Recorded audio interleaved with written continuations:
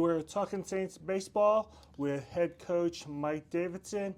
Coach, you finally got a nice conference sweep over Colby on Thursday. You guys had good offensive output over there, and you actually had some decent pitching going in the middle relief. So talk about those games. Yeah, I mean, game one, we swung the bat really well. Ramage did a great job for us, and we had some other guys chip in with multiple hits, and Stephen Brown kind of bailed us out and got in there, or I'm sorry, Cross Durham in the first game, Stephen in the second game, but Yeah. first game Cross came in and backs against the wall, and we were 5-1, 6-1, and he gave us a lot of innings and gave us a chance to kind of settle in, and we were able to get their starter out of the game in the fourth inning. He just kind of fell apart, and then they went to the pen, and we were able to put up some crooked numbers, and guys just kept swinging, and it's game two.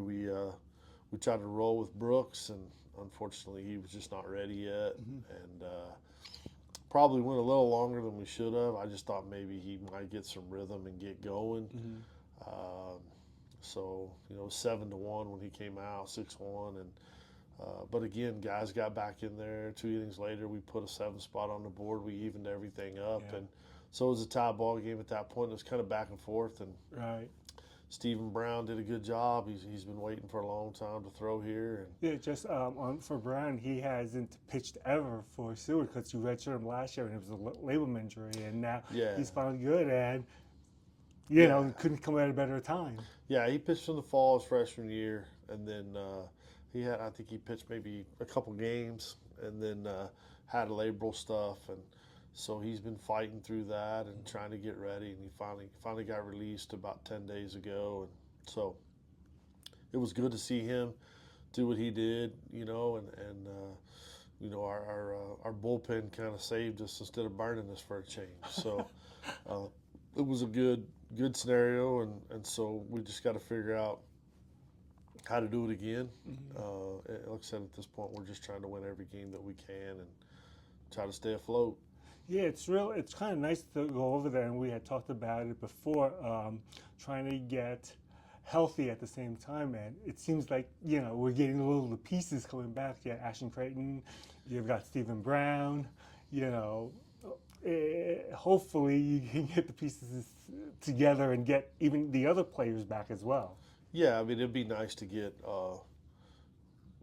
Kappelman back, and of course Ostos is down now, Right. so he's out through the weekend. So we get one back, we lose one, and then looks like we're going to be without Emery this weekend too. He's got a knee thing we got to get checked out. And, on a check swing, his knee just kind of buckled. I don't know where we're at with that. I mean, he was walking last night, moving around, so it was really tight, tough to stretch out, and he's had ACL surgery on that knee before, so we're a little bit leery. We got to get him checked out today, and that was tough because he hit 2 home runs yesterday. Yeah. He's just kind of starting to get it going a little bit. So hopefully he's not down for long.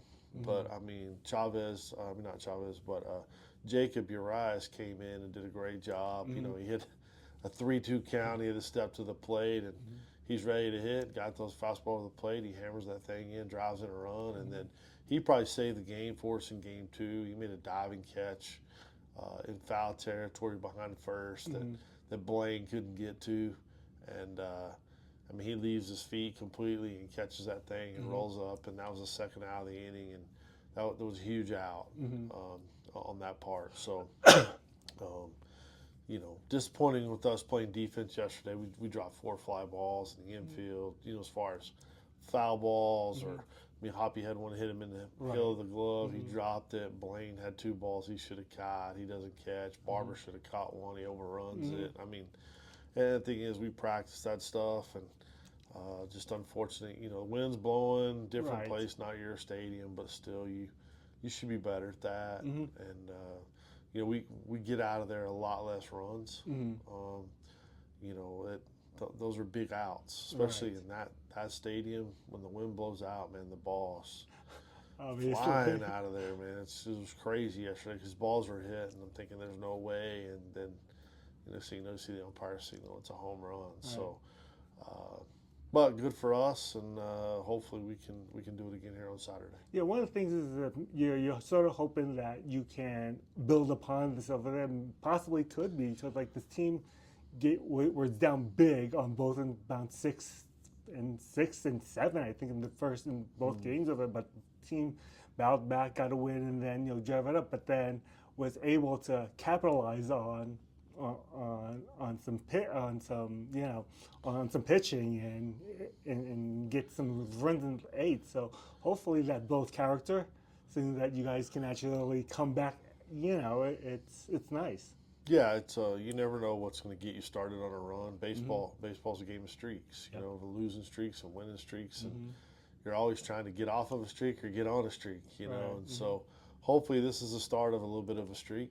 To get us rolling and get us moving forward here, and hopefully maybe peaking at the right time right here at the end of the season. I was going to say that it's going over at the later in the season over there. It's time over there, and like I said, the team can hit and the team can pitch, get back to it. It could be good, could be fun at the very end.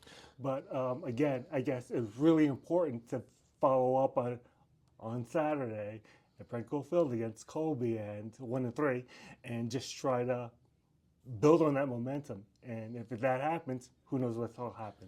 Yeah, I mean we've got to split here at home for sure.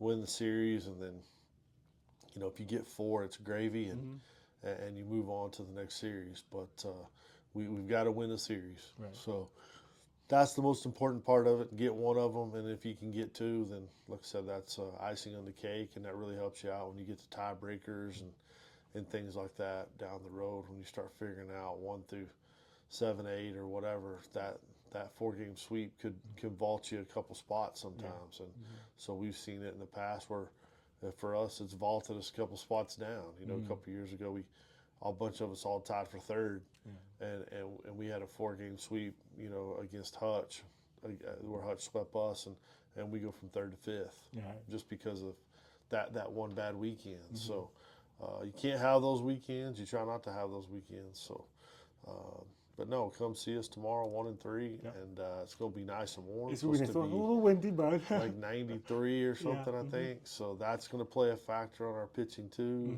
with everybody, because we're just not acclimated to that yet. So you're going to see dudes run out of gas pretty quick. I mean, not really quick, but when they hit the wall, they're going to hit the wall. Sure. So it's going to be an interesting day, and wind's going to blow out here, so we're going to swing the bat again, and hopefully, like I said, we can get a couple W's. Okay, and again, always come out to Brentco Field. Games are always free, so come on out, and good luck, Coach. Thanks.